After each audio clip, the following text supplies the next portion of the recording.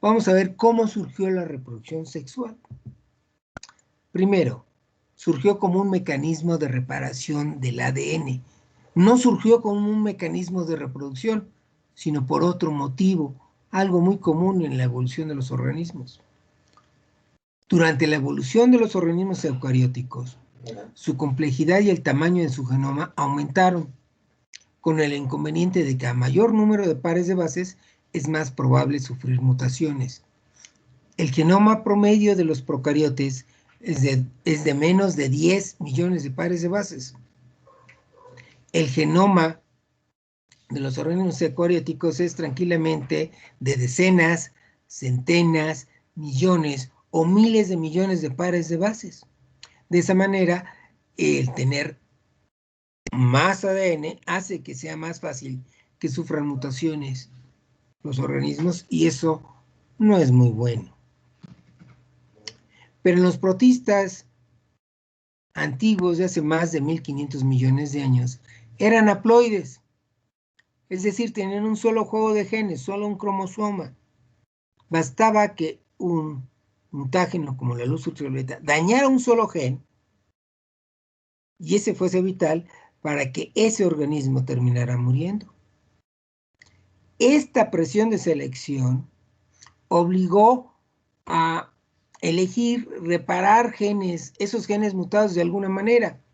Y lo que ocurrió es que se reparaban sustituyéndolos con copias de genes obtenidos de otro organismo de la misma especie, por un proceso que hoy llamamos entrecruzamiento de cromátidas, y luego de que ocurriera una fusión celular, que ahora llamamos singamia.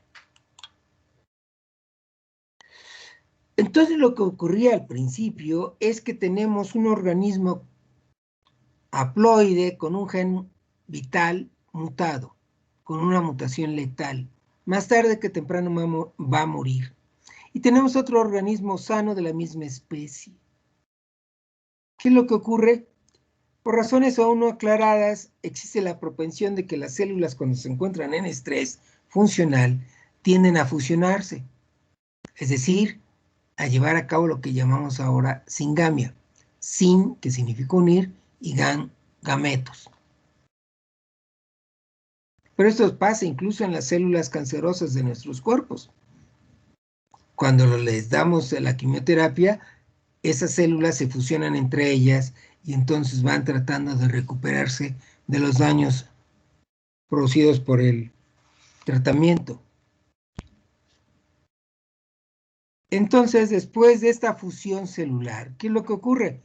Teníamos al principio dos protistas y luego tenemos solo uno. Uno con el doble de información genética, dos cromosomas, el doble de genes, incluso el doble citoplasma. Si tenían un flagelo o un dolipodio, acá tienen dos. Es como resultado de la fusión celular. Como el tener el doble de genes implica un desbalance en la cantidad de proteínas que se fabrican, resulta que en el pasado remoto, esto provocó la replicación del ADN. ¿Y qué ocurrió?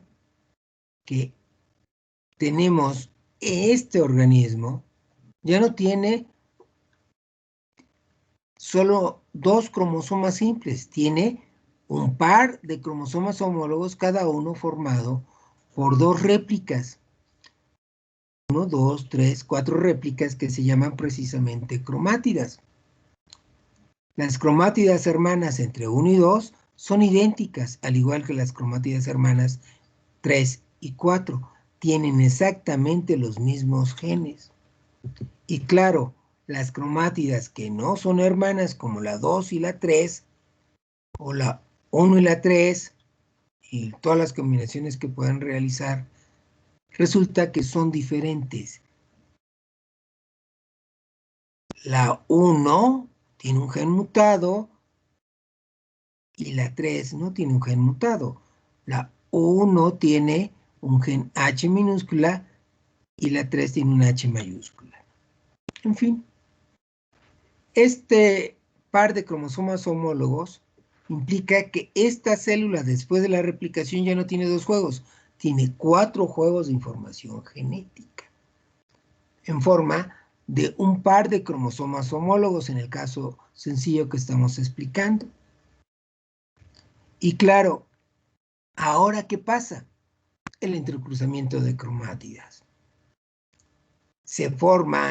Hay formación de quiasmas de estas cruces de ADN, digamos entre la cromátida 2 y la cromátida 3, y el resultado de esa formación de quiasmas, cuando se resuelve, es el entrecruzamiento de cromátidas.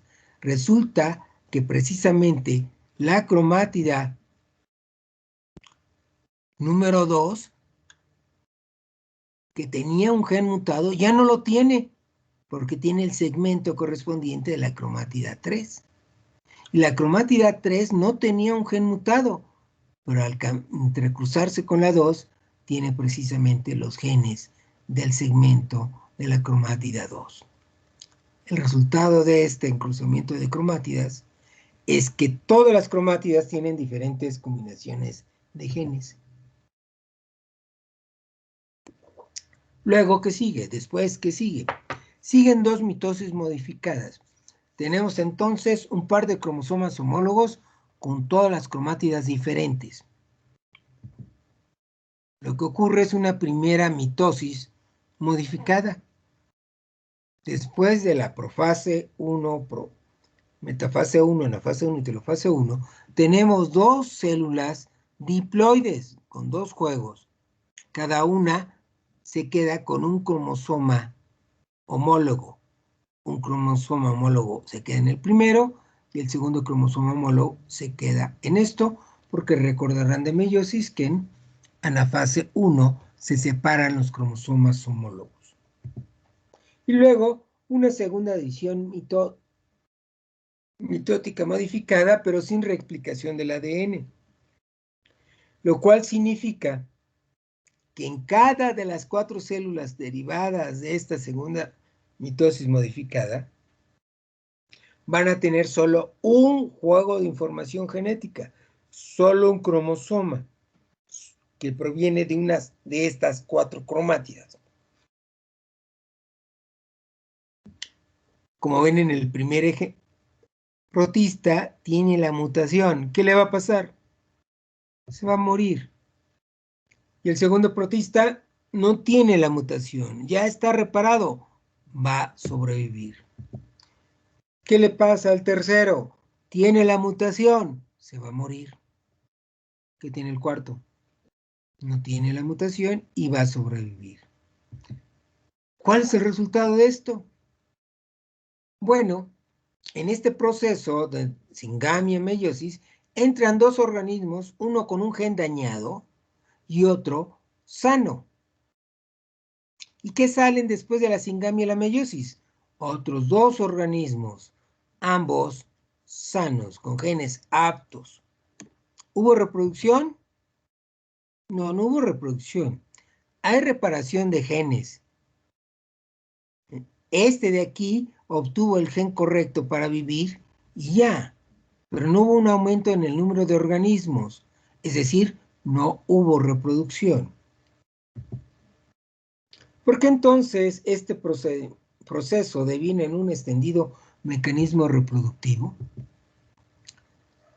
Pues porque aunque la singamia más meiosis surge por otros motivos, también es útil como método reproductivo siempre y cuando no haya genes letales.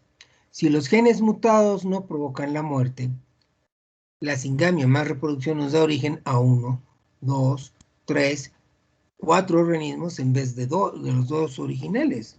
Hay más organismos, hay reproducción. Y hay otra razón. También es importante porque a pesar de sus desventajas, las desventajas de la reproducción sexual, este procedimiento ofreció oportunidades para la evolución exitosa de los linajes que le adoptaron como método reproductivo.